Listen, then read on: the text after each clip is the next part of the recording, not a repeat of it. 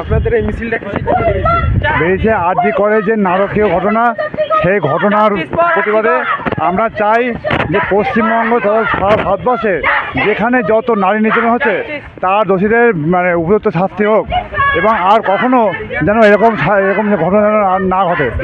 মুখ্যমন্ত্রী তিনি তো বলেছেন এই কেসটাকে লুকিয়ে দেওয়ার জন্য 10 লাখ টাকা দেওয়া হবে অভয় একে, এই বিষয়ে আপনারা কি বলবেন? আমরা বলতে চাই এটাই যে 10 লাখ টাকা দিয়ে একটা মেয়ের কোনো একটা বিচার কি হয়?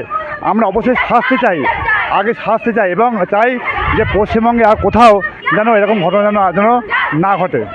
এর আগেও আমরা তো দেখেছি অনেকেকে এরকম আত্মহত্যা করে মেরে দেওয়া হয়েছে, এ বিষয়ে আপনি কি বলবেন? এই বিচারটা কি আপনারা কি সঠিকভাবে পাবেন?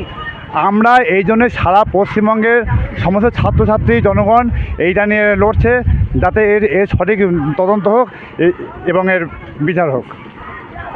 মুখ্যমন্ত্রী তিনি আজকের তার হাতে পুলিশ মন্ত্রী, তিনি স্বরাষ্ট্রমন্ত্রী, তিনি সব কিছু, তাও তিনি রাস্তায় নেমেছেন, তিনি কার কাছে বিচার চাচ্ছেন এই বিষয়ে কি বলবেন? তিনি তো বিচার তো চাইছেন না, বরং অপরাধে লুকাতে চাইছেন।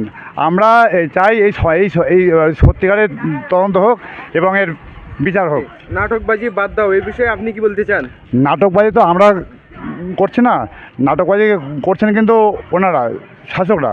আমরা চাই তাদের নাটকবাজিগুলো বন্ধ হোক, বন্ধ হওয়ার পরে যারা অপরাধী ওদের সাজা হোক। আপনারা কি সাজা চান?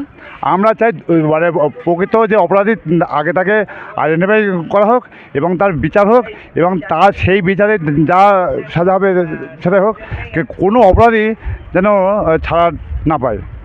আপনার নাম পরিচয়? আমার নাম হিরণময় মণ্ডল, আমি ডন্ডিয়ার হাই স্কুলের শিক্ষক। ধন্যবাদ।